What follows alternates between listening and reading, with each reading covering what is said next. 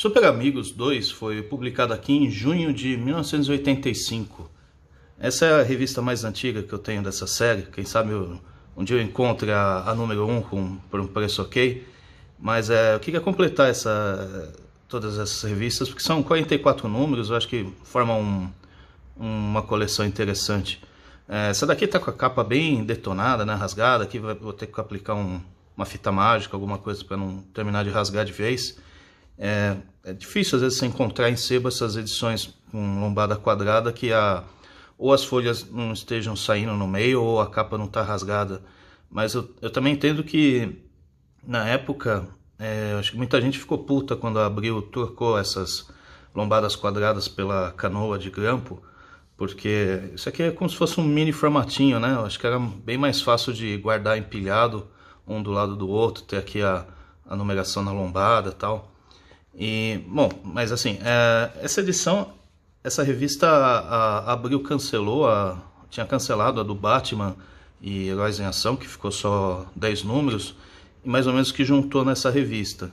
Então assim, vai ter ainda o Esquadrão Atari, que começou em Heróis em Ação, que assim, com a arte do Garcia Lopes, eu adoro ver cada página deles, assim, tem um cuidado muito legal com desenho, arte final, as cenas de ação, assim, algo que faz bastante falta você ver assim nas histórias de hoje e tal. Então, qualquer história do Esquadrão Atari é muito legal, às vezes só de você ficar admirando a arte, página a página.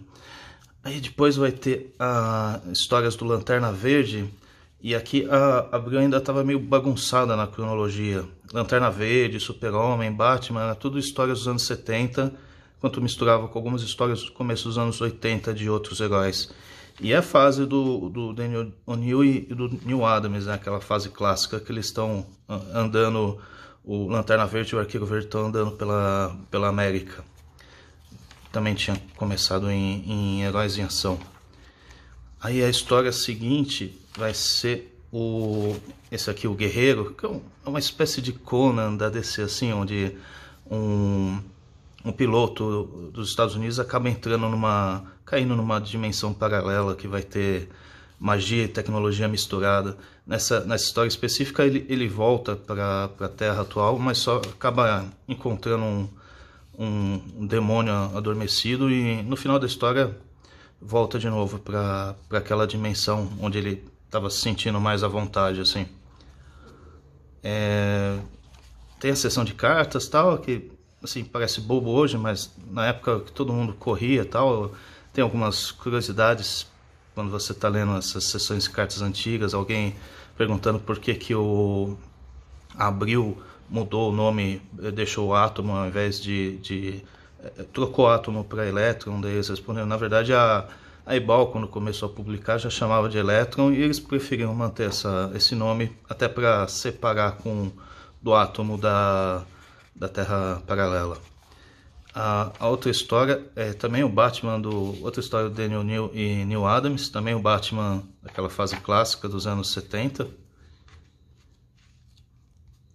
E também vai ter os Novos Titãs, que depois vai ganhar revista própria.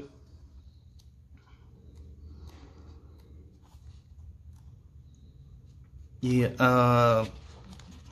na verdade eu pulei, acabei passando batido na história mais interessante dessa edição, porque a Abril publicou só metade da história, publicou metade desse primeiro número da Supermoça no número 1 dessa revista, e as outras acho que 10, 12 páginas nessa daqui, acabei passando batido. Mas o que eu acho interessante é que era uma Supermoça pré-crise, e aqui no começo dos anos 80, acho que 82, assim, a DC meio que quis recontar a história dela nessa fase.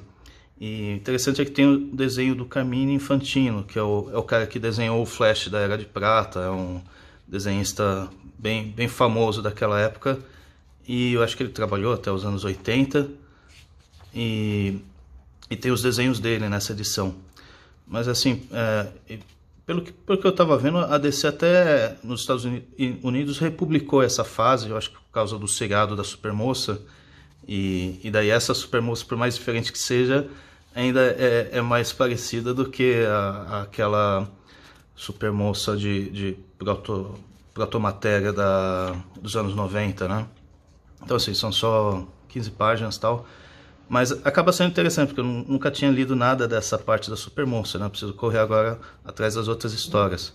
É sempre essas vantagens quando você pega essas edições bem antigas, né? Você descobre coisas que você acaba nem sabia que tinha, como essa Supermoça do começo dos anos 80. Embora não deve ter feito muito sucesso, porque logo depois, em Crise, eles acabam matando a personagem.